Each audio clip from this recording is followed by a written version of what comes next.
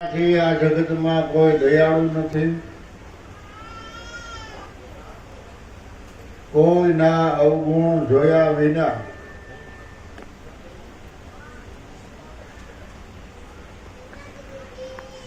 દરેકનું ભલું ઈચ્છવું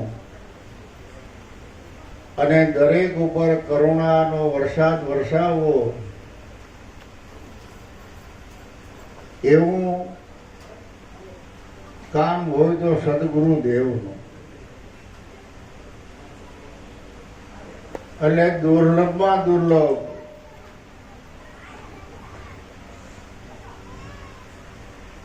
હોય તો મનુષ્ય અવતાર.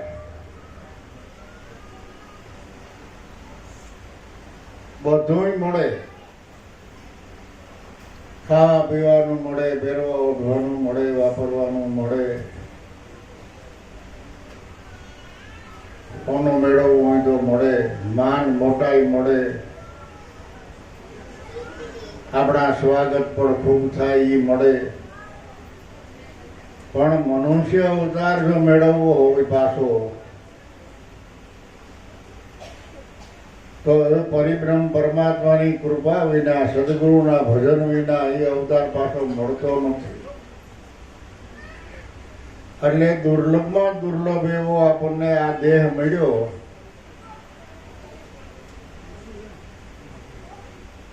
તો એની કિંમત આપણે કરવી, કારણ કે આ જીવ અનેક અવતાર ધરતો ધરતો ગામડામાં, જંગલમાં રાયતું રહેતો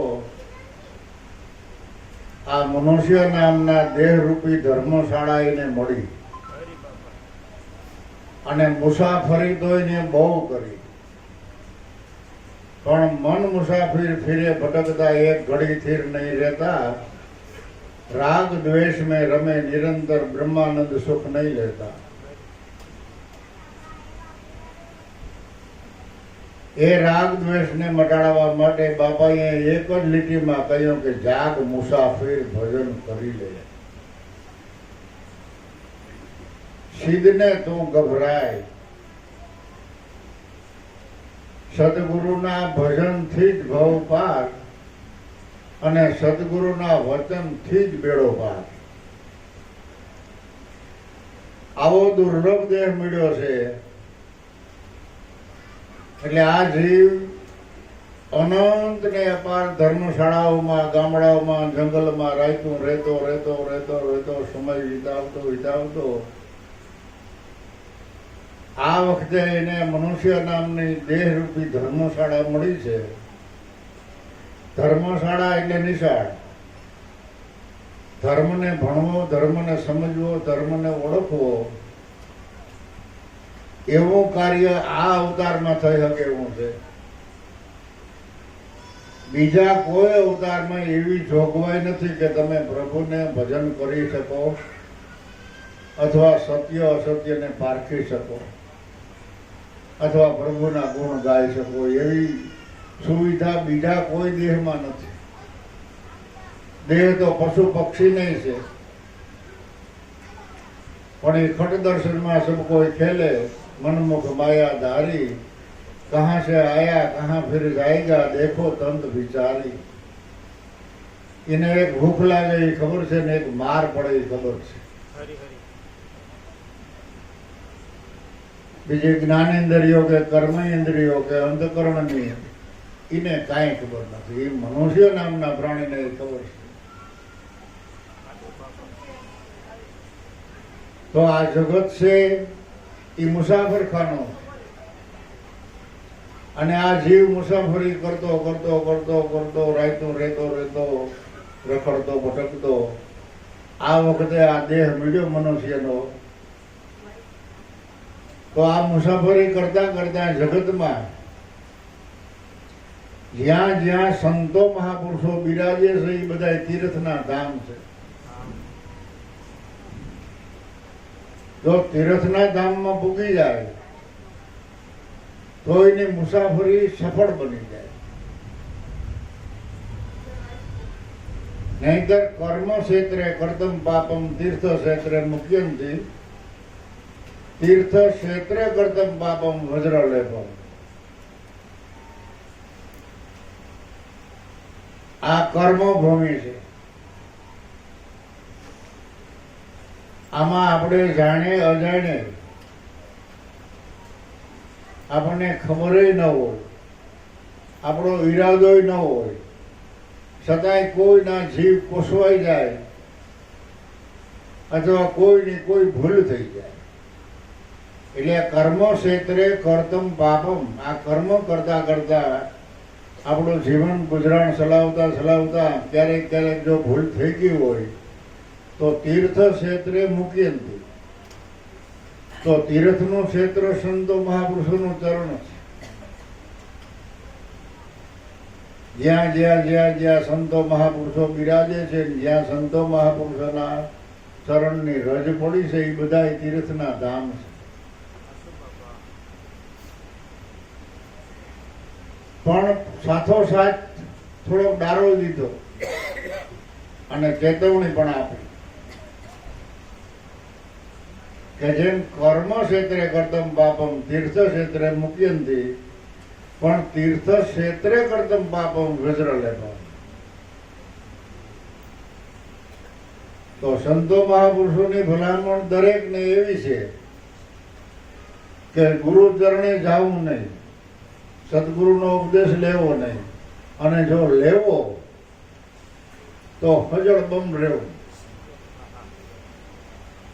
કોઈ લાલચ વિના, કોઈ આશા રાખ્યા વિના ગુરુ ચરણમાં કાયમની માટે આપણે ટકી રહીએ એવું જીવન બનાવો. નકર તીર્થ ક્ષેત્રમાં ગયા પછી આપણે મનમાં સોરી રાખીએ અથવા એમાં ભ્રાંતિ રાખીએ કે સદગુરુ એ ભગવાન હશે કે નહીં હોય,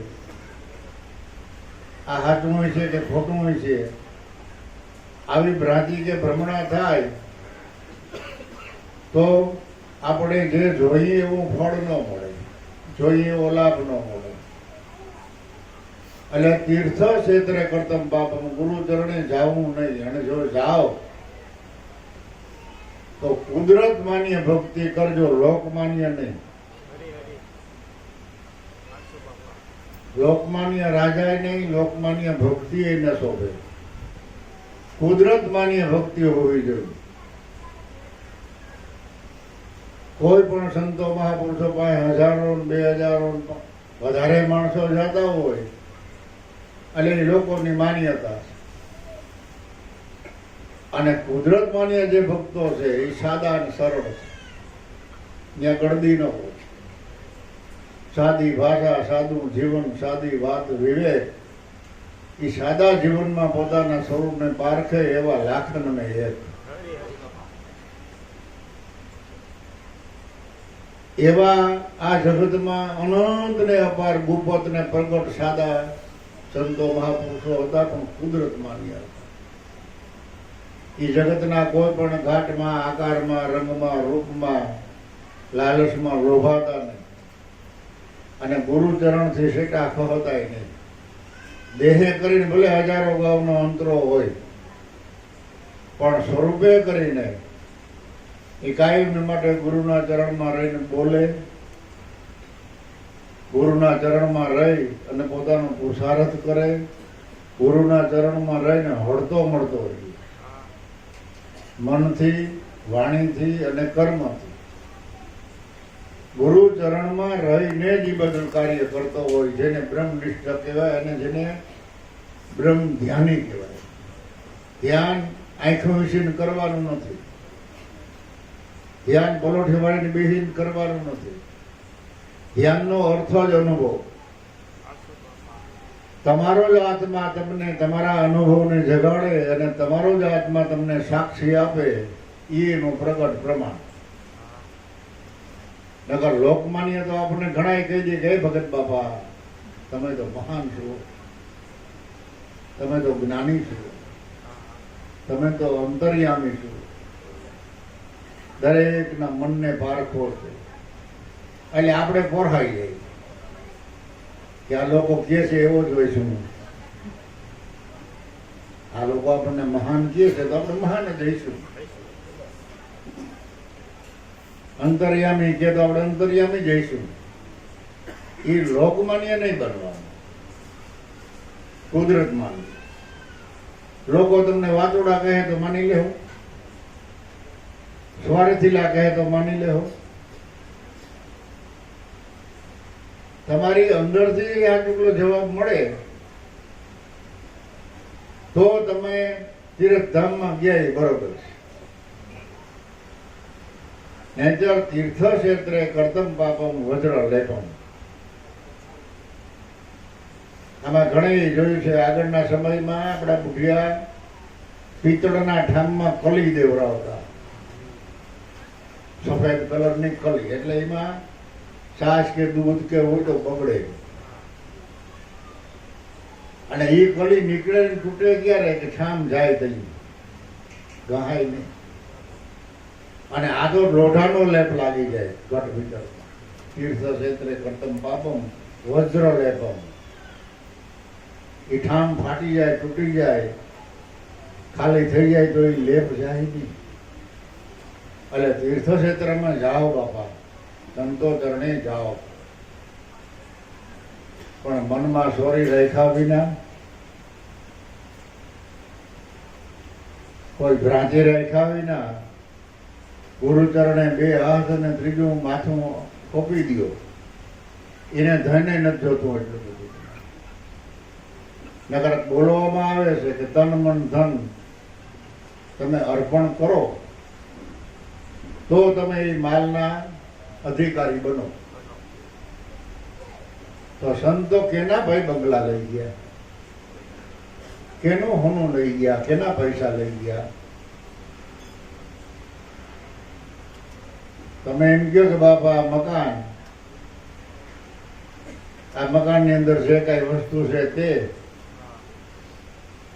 એ બધું તમારું, આમાં મારું કાંઈ નથી. એટલે સંતો એમ કહે કે તો ભલે,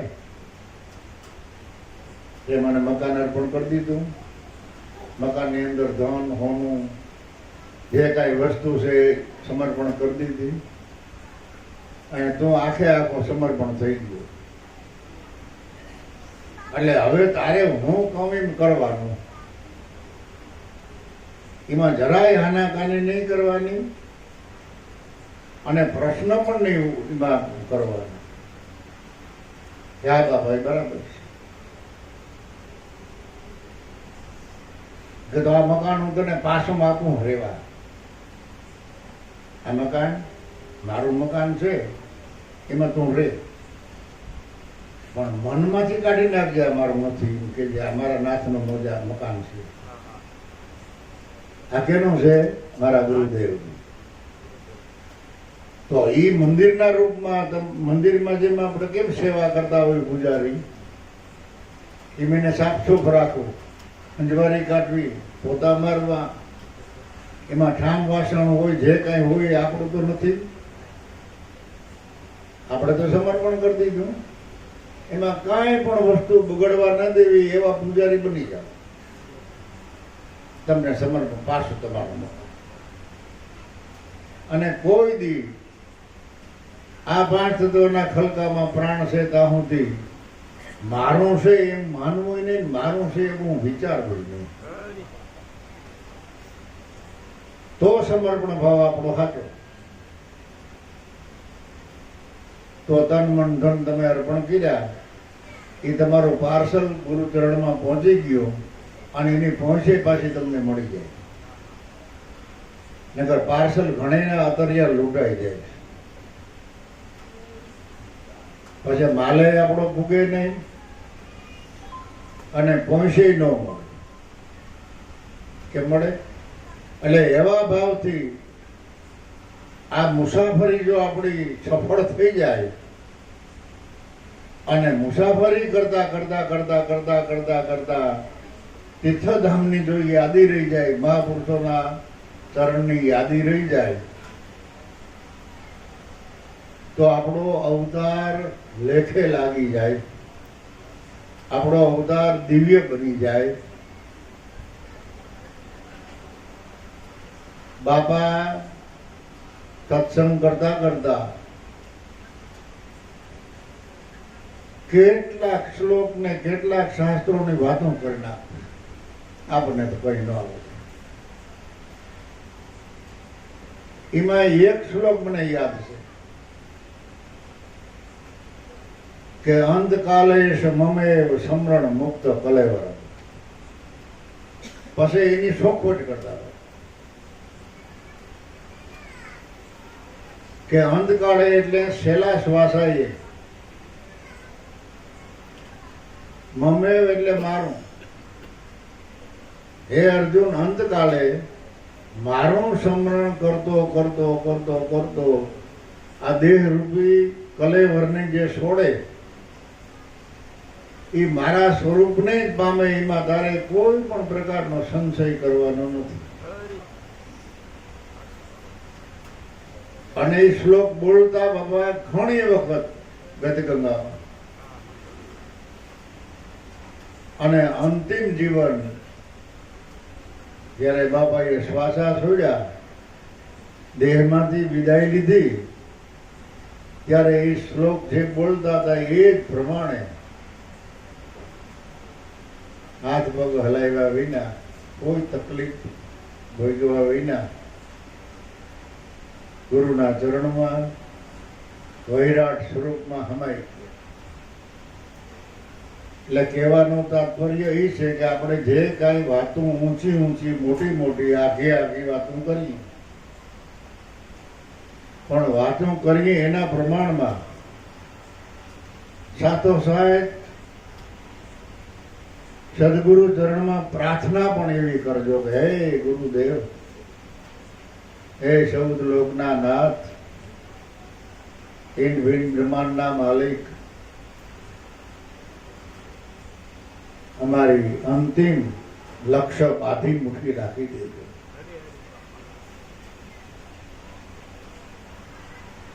તો જ આપણું જીવન આપણે ખાતા કહેવાય, તો જ આપણી જાત્રા સફળ થઈ કહેવાય. અત્યારે તો આપણે ઘણી ઘણી પ્રકારની હોશિયારી કરી, તાવ આવે તો દવા લઈ લેજો, ઉધરા હોય તો દવા લઈ લેજો, ફલાણું આમ કરજો, પણ એ તો તમે સાધ્યમાં છો ત્યાં લગી. અને દેહ અસાધ્ય છે. ભાગશાળી આત્માને આ દેહની સાધ રીએ, નગર એવા ઘણા માણસોને આપણે જોયા કે દેહની સાધ ન હોય ને પાણી કોક બીજો પાઈથી પીએ, બહાર જવું હોય તો ખાટલામાં ખાટલામાં, એકી પાણી જવું હોય તો ખાટલામાં, ખવડાવે કોક બીજા, પડખું ફેરવવું હોય તો કોક બીજા. અસાધ્ય સાધ નથી તો ને.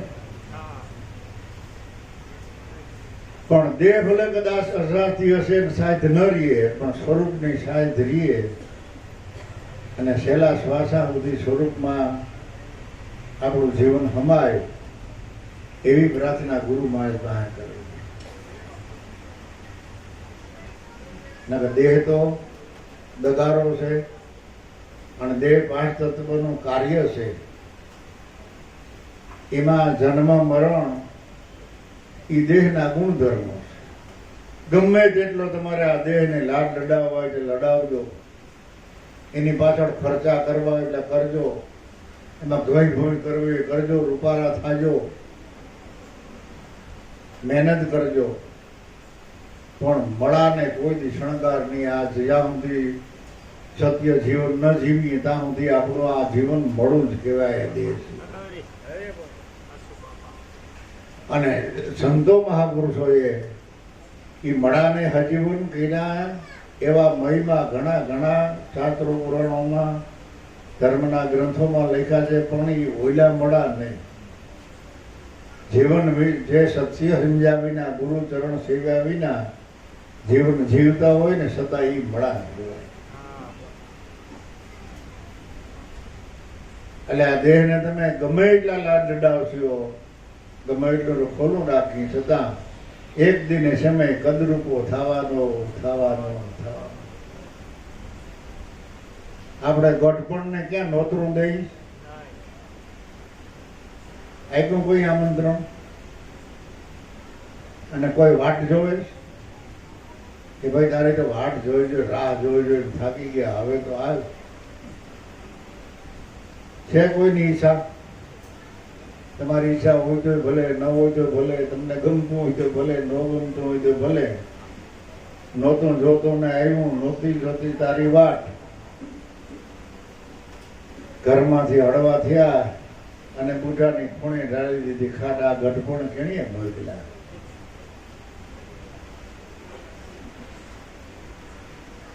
એટલે આવવાનું. પછી ગઢપણ થાય ત્યારે જીવન જીવતા શીખવા.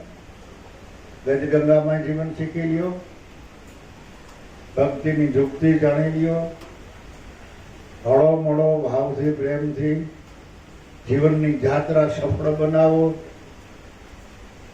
પછી બુઢાપો આવે ત્યારે તમારે સંન્યાસ લઈ લેવા. કારણ કે જીવના આશ્રમ 4 છે: બ્રહ્મચર્ય, ગ્રસ્તાશ્રમ, વાનપ્રસ્થ અને છેલ્લે સંન્યાસ.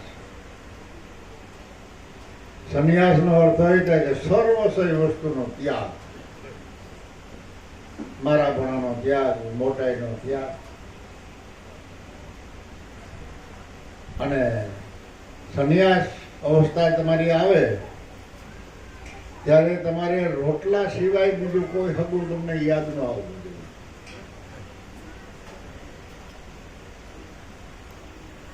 તમારો હગો કોણ? બટનો રોટલો. એ હાચુકડો સંન્યાસ. નકર તો ઘણા હગાવાલામાં આપણી મમતા ને તૃષ્ણા ને આમ તેમ રહીએ, પણ બધીમાંથી પાછી વાળી અને જે ટાઈમે જે વસ્તુ મળે થાળીમાં આવે એ ખાઈ લેવાનું. સાયકલો નહીં થવા.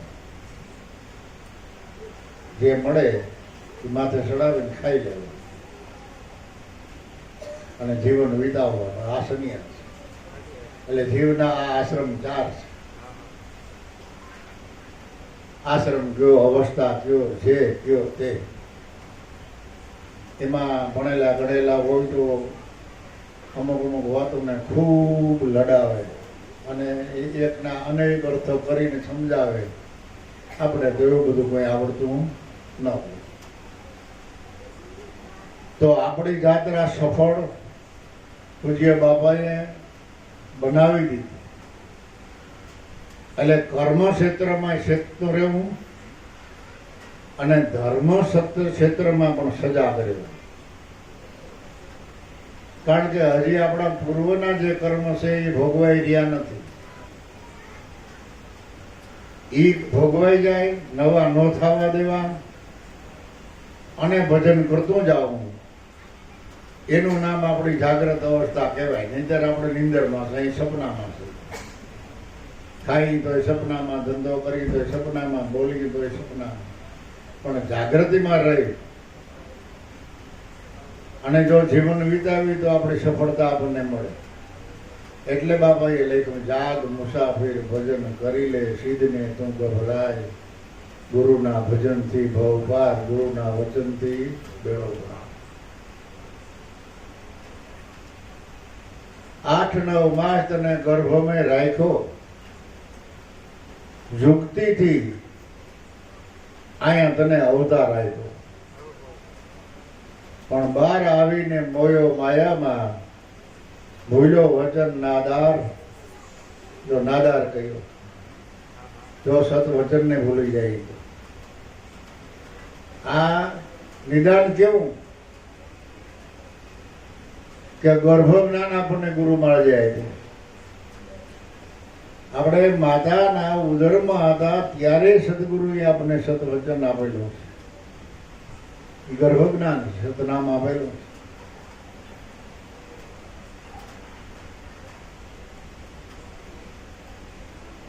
ત્યારે હતા આપણે નિરાકાર. દેહનું તો ભાન નહોતું. સદગુરુ નિરાકાર અને તમે નિરાકાર. એટલે નિર્ગુણ સ્વરૂપે ગુરુ શિષ્ય અરસ પરસ મળીને વાતો કરતા, બોલથી બંધાણા કે હું તમારું ભજન ભૂલીશ નહીં. પણ બહાર આવ્યા અને વિષ્ણુ ભગવાનની માયાનો આ પવન આ જગત ઉપર આપણા દેહ ઉપરથી ત્યાં પ્રસાર થયો તો ઓલું નામ ભૂલાય નહીં. બોલ બોલ ભૂલાઈ ગયો. તોય જગાડે કે રત્ન પદાર્થ દેહા તેરી મત ગુમાવીશ કરી તેરી મેરી. હજી સંત સમાગમ સાર શોધી લે ગ્રહી લે વિવેક વિચાર સદગુરુના ભજનથી ભવપાર. આ જગતમાં કિંમતીમાં કિંમતી હીરા માણેકનો પારખું પોતાના સ્વરૂપનો પારખું મનુષ્ય દેહ છે, બીજા કોઈ પારખું નથી. એટલે ગર્ભવાસમાં પણ ગુરુ મહારાજે આપણને આ જ્ઞાન આપેલું છે અને એ જ જ્ઞાન આ જીવ ભૂલી ગયેલો એટલે અલૌકિક જે લૌકિકમાં ના આવે અજર અમર અવિનાશી એને આપણા હારું થઈને મનુષ્ય અવતાર ધારણ કરીને પાછા તમને ગામડે ગામડેથી ગોતી અને પાછા જગાડ્યા. એની ગોળ કોળ દીધો તો અને પાછા જગાડ્યા. ગાના તું ભૂલી ગયેલો એટલે બીજાનો ઉદ્ધાર કરવા માટે અલૌકિક છતાં લૌકિકમાં હમ આવીને બે પાંચ તત્વનો દેહ ધારણ કર્યો. અમાપ છતાં માપમાં આવીને આપણા હમી વાતો કરે. ઈ પરમાર્થી બંદા છે, ઈ પરોપકારી છે, તો એનો ભજન ભૂલાય કે? આપણે 10, 15, 20 વર્ષ પહેલા કોઈ જગ્યાએ આપણા આઠાના કે રૂપિયો ખિસ્સામાંથી પડી ગયો હોય અને જડ્યો ન હોય, પાછા 10, 15 વર્ષે તમે એ રસ્તે નીકળો એટલે તરત જ તમારા મગજમાં લાડ થાય કે અહીંયા મારા આઠાના ખોવાઈ ગયા. ગોટ્યા બહુ પણ છેડ્યા નહીં. એટલે એ આઠાના ભૂલાતા નથી 20 વર્ષે. તો આ સતનામ સત વચન જો ભૂલાઈ જાય તો એટલા માટે તો કઈ બાપાએ કે ભૂલો વચન નાદા. એટલી તારા મનની આ નબળાઈ છે, એટલો તારું નક્કીપણું ઓછું છે અને દ્રઢતા તારી નથી. બાકી દ્રઢ વિશ્વાસ રાખી પાકું નિદાન કરી અને મંડ ભજન કરવા. આગળ આ ભાઈ ભજન બોલ્યો તો હકે હાલો. એ કોણ? કેસ તોરલભાઈ. કેસ કે ને જેસલ ને કે હકે હાલો અને હેતે મળો. દેહ ભાવે મળવાનું નથી, હેતથી મળવાનું અને હાચા દિલથી કરો ઓળખાય. દેહ ની ઓળખાય તો આપણે અરસપરસ થઈ જાય છે, પણ દિલ ભર દિલ થઈ જાવ, એકબીજાના દિલ એક બની જાય અને એકથી એકબીજા આપણે પૂરક બનીએ તો આમાં કોણ નફો છે કયો? કોણ આમાં તમને જુદો જુદો લાગે? દરેકના ઘટમાં મારો નાથ જ બિરાજે છે. દરેકના ઘટમાં એક જ બોલે, કોઈ બીજો બોલે, કોઈ બીજો બોલતો નથી, એ જ બોલે. એટલે હાચા દિલે કરો ઓળખાણ. મારું મન લાગ્યું સુરવીર સાધ છે. સંતોને સુરવીરની ઉપમા આપી તોરણભાઈ. અને વળી સાધમાં રહીને બોલ્યા, બે ભાનમાં રહીને બોલ્યા ને, એને બકવાટ નથી ઉપડી ગયો કે દેખાદેખીથી નથી બોલ્યા. એની હાથમાં કલમ લીધી ત્યારે પૂરેપૂરા સાહિત્યમાં રહી ગીતાજી લખી, રામાયણ લખી, ભાગવત લખ્યા, અનેક શ્લોક લખ્યા અને સંતો મહાપુરુષોએ વાણી લખી. પણ એ જે ભૂમિકામાં રહીને એને લખ્યું ને, એ ભૂમિકા જયારે આપણા જીવનમાં પ્રગટ થાય ત્યારે આપણે એ અક્ષરને ઉકેલી હતી. એટલે મારું મન લાગ્યું સુરવીર સાધ. સુરવીર એટલા માટે ગયા કે ડૈગા નહીં, છેલ્લે જેના હૃદયમાં વસે લાલ કુશાળ. એવા સંતો મહાપુરુષોને મળી તો એના હૃદયમાં પ્રગટ પરમાત્મા આપણે ભાળી શકીએ, પ્રગટ એનું પ્રમાણ જોઈ શકીએ, જોતા આવડે તો, અનુભવમાં આવે તો. નહીતર તોરલભાઈ કે આંખોના ઉજાગરા તમે ક્યાં કરો? એવડા એવડા ખર્ચા કરીએ, આપણે ઉજાગરા કરીએ, શરીર થાકી જાય. આંખોના ઉજાગરા તમે ક્યાં કરો? જરાક નેનુમાં નિરખીને જુઓ, જરાક નિરાયતે નિદાન કરો કે ગુરુચરણે આપણે શા માટે ગયા. ખાલી લાડવા ખાવાનું લાયસન્સ લેવા નથી ગયા, આપણો અવતાર લેખે લગાડવા માટે ગયા, એનું કયું કરવા માટે ગયા, અને એ કે એમાં આપણે જીવન બનાવવું એવી આપણી સુરવીરતા હોવી જોઈએ. એટલે જરાક આંખો ઉઘાડીને જુઓ. આંજણના આંજા ભૂલ્યા તમે કામ હમો. આ જગતના વ્યવહારિક રૂપી તમારે આંખોમાં એવું આંજણ અંજાઈ ગયું છે, એટલે સાચું સ્વરૂપ ઓળખાતું નથી. હાથમાં દીવો કાંપડો કોઈ મારું મન તો લાગ્યું છે સુરવીર. એટલે ગુરુના ચરણમાં સુરતાનો દોર બાંધીને બે વાત કરો. ગુરુના ચરણના ધ્યાની બની, સ્વરૂપના ધ્યાની બની અને હળો મળો. ઈ એમ કહી શકે કે મારું મન લાગ્યું સુરવીર. જેના હૃદયમાં વસે લાલ ગુસાઈ. આવા સંતો મહાપુરુષો સાહિત્યમાં રહીને જ બોલ્યા છે. એટલે સંત સમાગમ સાર શોધી લે. ગદગંગામાં રહી બેહીને સાર ગ્રહણ કરો, અસારનો ત્યાગ કરો, તો જગતમાંથી સાર મળશે. બરાબર? અને અસારે છે, તમારે શું જોઈએ છે એ ગ્રહણ કરી લો.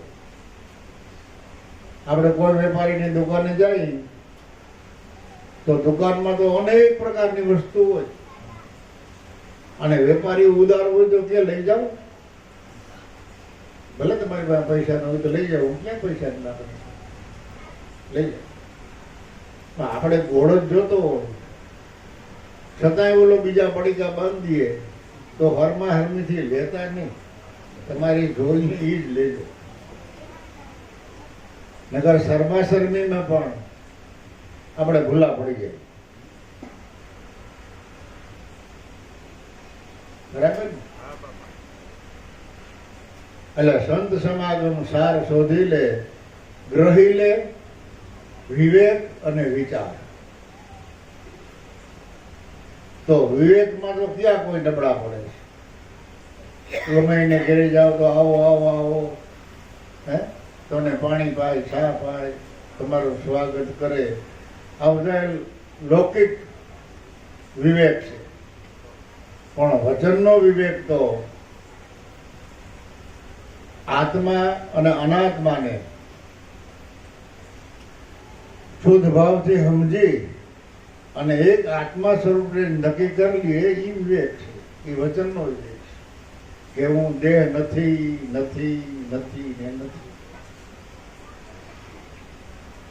હવે ન્યા સુધી કદાચ આપણે પૂકી જાય કે એ દેહ છે એ હું નથી, હું ચેતન છું, એટલી સમજણ સુધી કદાચ સુરવીરતા આપણે રાખી, પણ દેહમાંથી મમતા ન છોડીએ તો એથી પાછી વધારે આપણે સમજણ લે. નહીતર દેહ મારો નથી, દેહ હું નથી, એમ આપણે કહી શકીએ હું ચેતન છું, શુદ્ધ બુદ્ધ મુક્ત છું, સદા દેહની મમતા ન હોય. એટલે મમતા મરે નહીં ત્યાં સુધી ભજન કરવું, અને ભજન ભલે થોડું કરો પણ જેટલું કરો એટલું શુદ્ધ અને પવિત્ર કરજો, અને હળતું મળતું રહેવું ભાઈ. એકથી એકબીજાને પૂરક રહેવું, એકથી એકબીજાને મળીને આનંદ કરવો, ખુશી થવું, તો જ આપણામાં હાચુકલી સમજણ આવી કહેવાય. બરાબર. અને બીજી રીતે જો કઈ સમજીને તો વિચારીએ તો ક્યાં માણસની એવી દાનત છે કે મારે ભજન નથી કરવું. દરેક ગુરુ બાળકની અંદર લાગણી તો છે અને છે. ભજન નથી કરવું, ભજન નથી ગમતું, એવી ગુરુ બાળકોમાં કોઈમાં વૃત્તિ નથી. બરાબર. છતાં પણ જોઈએ એવું ભજન થતું નથી. પૂર્વાંતરના કોઈ એવા કર્મના યોગ હોય એટલે કોઈના કોઈને આવરણ આવ્યા રાખે. ક્યારેક વિક્ષેપ પડે એટલે જોઈએ એટલું ભજન થઈ શકતું. અને આપણી જો જોવામાં ખામી હોય તો આપણે એમ કહીએ કે એની ભજન કરવાની દાનત નથી. કારણ કે માથાની માદપ ને દુપરાનું દુઃખ કોઈ પારખી ન હતું.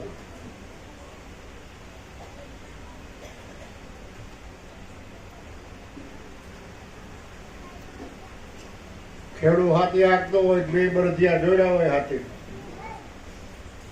એમાં એક બળદિયો જરાક ધીમો હાલતો એટલે એના ઉપર એ ખીજાય. હવે એ બીમાર પડ્યો હોય ને તો એ ખેડૂતને ખબર નથી પડે, કારણ કે માથાની માદપ ન દેખાય, કારણ કે એવો છે એ આરહું જ છે ને બહુ મારી તો નથી હાલતો, કારણ કે એની ગણિત જ એનું એ એટલે માથાની માદપ ને ડુગરાનું દુઃખ. ડુગરો માણા હોય તમે એને 50 રૂપિયા માગતા હોય અને 6 મહિના ન દઈએ તો તમને એમ થાય કે એની દાનત જ નથી.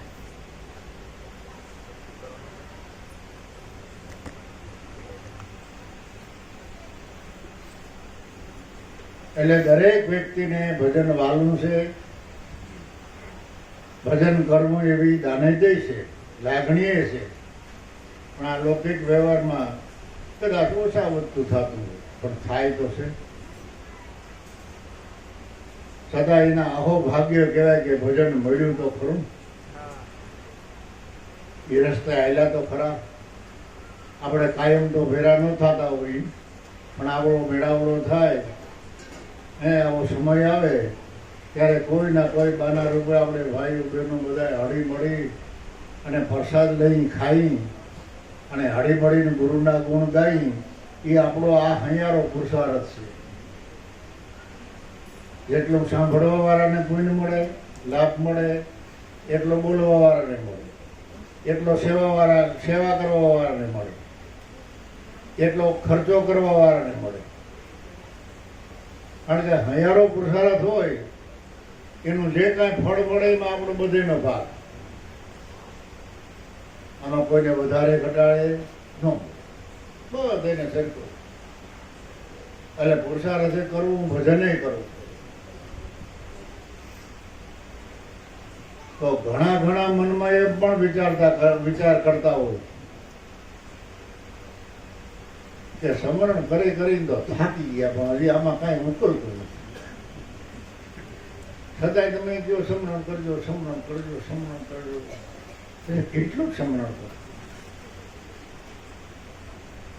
સંતો એમ કે ત્યાં સુધી તરીએ ન પૂગે ને વાત, ત્યાં સુધી ભજન કર્યા. કંટાળો ન લેવો, કંટાળશું ને તો કાયર બની જાવ. આખી જિંદગીમાં એક વખત 2-5 શ્વાસા આપણા મૂકી જાય, આખી જિંદગીમાં આપણે સંતો મહાપુરુષોને કેટલી વખત પગે લાગી ગઈશું એનું કોઈ ગણિત ન આવે, ગણી ન શકીએ. હજારો વખત એમાં ક્યારેક નિખાલસ ભાવે જો પગે લગાઈ જાય ને એકાથી એક વખત જો આપણી પૂજા મૂકી જાય તો આપણા 84ના બંધનમાંથી આપણે છૂટી જાય.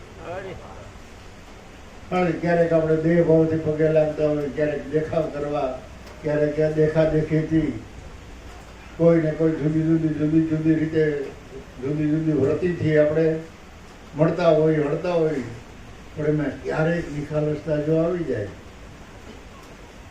અને ક્યારેક બિનસ્વાર્થી આજે પેલા ભાવથી જો નમન થઈ જાય તો આપણો બેડો પાર. એટલે એમાં કંટાળો જો ન લઈ આવીએ તો, નકર થોડીક વારમાં ભગવાન મળ્યા તો આપણે તો કેટલું સ્મરણ કરીએ તો ન મળે. સંતો મહાપુરુષોએ સાખીમાં કહીએ કે સ્મરણ કી શુદ્ધ લેત હૈ, ભીડ પડે ગજરાજ, જાકો જગત મેં કોઈ નહીં, તાકો ગરીબની વાત. ભાગવતની વાત છે. અને બાપા આ વાતની બહુ શોખવટે કરતા કે હાથીને જ્યારે પાણીમાં જોડે ચારે પગ બાંધી લીધા ત્યાં સુધી તો એ બરમાં હતો કે મારી એક ઝપટે જોડ થોડું ખમે. મીંડો બળ કરવા પણ ઓલું ઊંડા પાણીમાં લઈ જાય.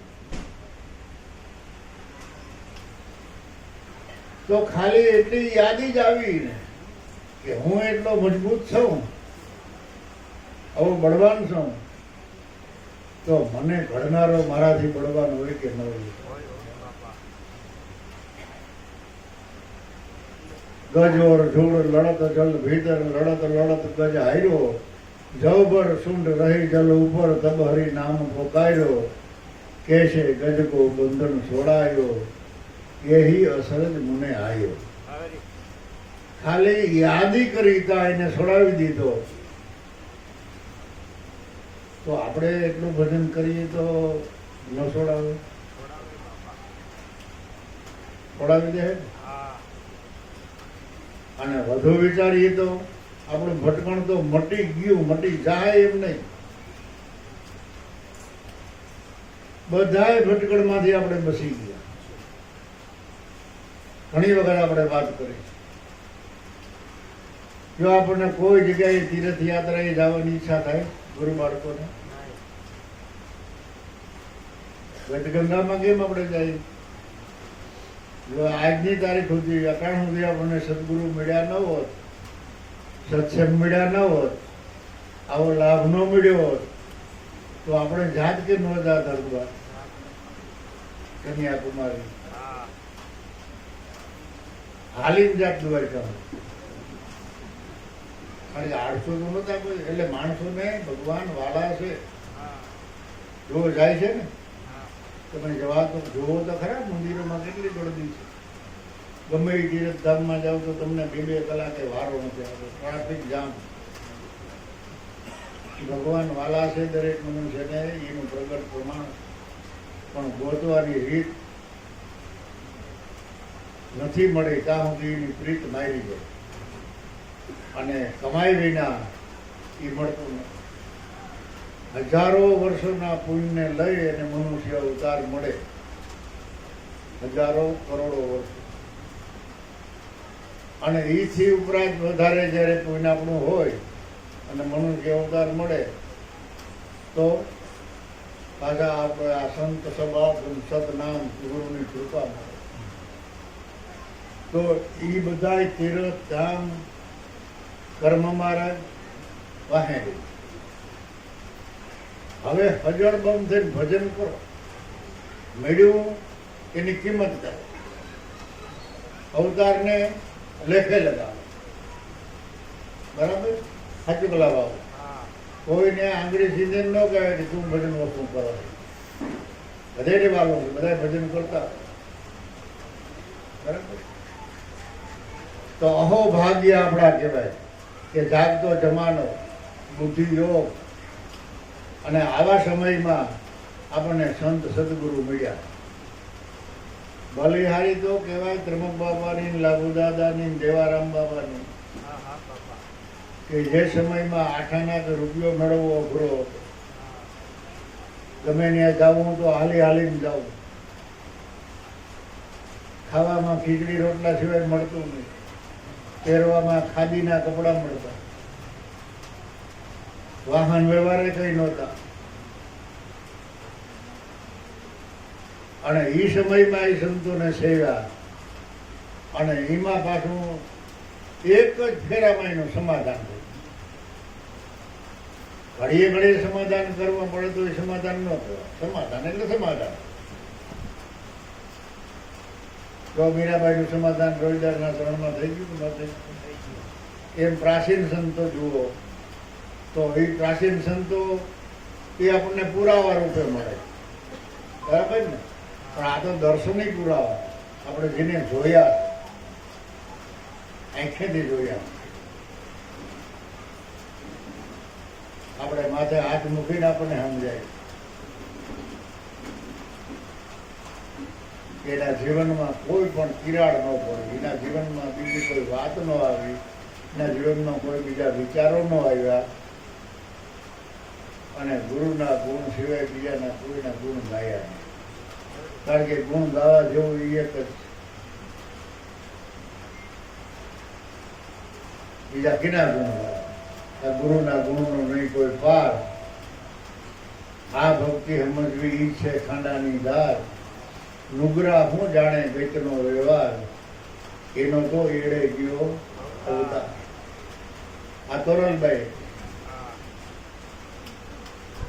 તો બાપાએ જે જ વાત કરી, સંત સમાગમ સાર તો દિલે ગ્રહી લે વિવેક વેચા.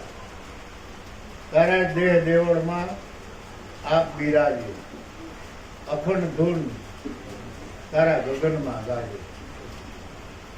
હવે સુરતા ધરીને જો સાંભળતો કેમ છે? કેમ અખંડ પડે ટંકાર. શબ્દની ટંકાર 24 કલાક અખંડ પડ્યા કે રેણીને કેરી ટંકશાળ કહી પાનબાઈ. ગંગા સતી પાનબાઈને કહે કે રેણી અને કેણી એને જ ટંકશાળ કહી, અને જે ડગે નહીં દિલથી જરાય. સત્ય વચનને સમજવામાં જેને પરિપૂર્ણ પ્રીત છે એને કાળ ભલી નથી. મેદાનમાં જેણીએ મામલો મચાવ્યો, એને હોય વચનમાં વિશ્વાસ, સૌદે લોકમાં એને ભય નહીં, અને થઈ ગયા સદગુરુના દાસ. આજુગલા દાસ બનો એટલે કોઈ દી ઉદાસ થવા પણ નથી, અને હાસ ને કોઈ દી આસ નો આવે. હાસ ને આસ નો આવે એટલે કોઈ પાસેથી કઈ આશા ન રાખે. ગજગંગાને પોષણ મળે, ગજગંગાનો ભાવ ગુરુ પ્રત્યે જાગે, એને અંતરની ગતિ વધે, એવી ભલામણ કરવી અને એવી વાત કરવી. વાતમાં કઈ માલ નથી, પણ વાત વિના સત્ય સમજાય એમ નથી. વાત વિના સત્ય સમજાય નહીં. તો વાત તો ક્યારેક જ્ઞાન ધારાની હાલતી હોય, તો ક્યારેક નામની ધારા હાલતી હોય, તો ક્યારેક ગુરુના ગુણની ધારા પણ હાલતી હોય, ક્યારેક આત્માના ગુણની વાત હાલતી હોય, ક્યારેક પ્રભુના ગુણની વાત હાલતી હોય. પણ એ બધું મળીને એનું મૂળ ક્યાં જાય કે ગુરુચરણ. કારણ કે ગુરુના ચરણમાંથી આ જગતનું પ્રાગટ્ય, અને એના આધારે આ જગત ચેતનવંત, એને આધારે એનું પરિવર્તન થયા કરે જગત, પણ સ્વરૂપમાં કોઈ પરિવર્તન થતું નથી. સ્વરૂપ તો જેમનું તેમ ભૂતકાળમાં હતું, વર્તમાનમાં છે અને ભવિષ્યમાં પણ હશે. એ સ્વરૂપ કોઈ ભૂતકાળ ન કરે, કાયમ નિમાટે છે અને છે. આપણે નહોતા તેથી સંતો હતા, અત્યારે પણ આ જગતમાં સંતો છે, અને એક દી આપણે નહીં હોય તો જગત વાંચ્યું નથી. કોઈના કોઈ સ્વરૂપે, કોઈ ઉત્તર ગુજરાતમાં, દક્ષિણ ગુજરાતમાં, કોઈ સૌરાષ્ટ્રમાં, કોઈ કોઈ પ્રગટ, કોઈ ગુપ્ત. આ જગતમાં ગુરુ બાળકો ભગવાનના ભક્તો છે અને છે. તો એવાના સંગમાં રહેવું, એવાનું કયું કરતું રહેવું અને અંતર ખોજ કરવું. એટલે સત અસતના આપણે પારખું કરવું કે કઈ વાત આમાંથી ગ્રહણ કરવું અને કઈ વાત છોડી દેવી. એને જ હંસ કર્યા. હંસના વર્ણન તો ઘણી વખત થાય કે દૂધ ને પાણી ભેરા કરો તો દૂધ પી જાય અને પાણી પડ્યું. તો ઘણાની માન્યતા એવી છે કે એના મુખમાં ખટાય છે એટલે દૂધ અને પાણી એમાં સાજ મૂકે એટલે નોખું પડી જાય. અને આધ્યાત્મિક દ્રષ્ટિ પાછી એમ કહે છે સંતો કે હંસ એ એક ગુરુ બાળકની દ્રષ્ટિ છે. હંસ એક ગુરુ બાળકની ગતિ છે.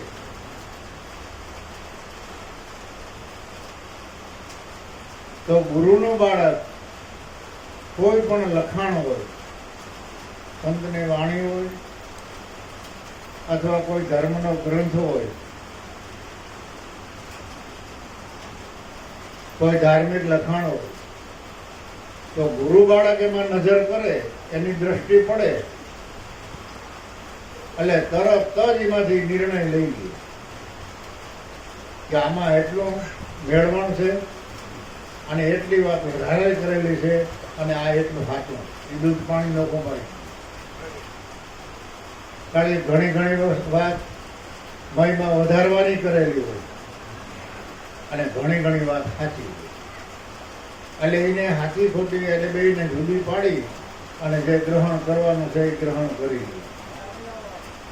તો આપણે ગુરુચરણમાં રહી અને પારખું બનો, એના ધ્યાની બનો અને જે ભાવ છે એ ભાવ ઘટવા ન દેતા. વધે તો વધારજો પણ ભાવ ઘટવો ન જોઈએ.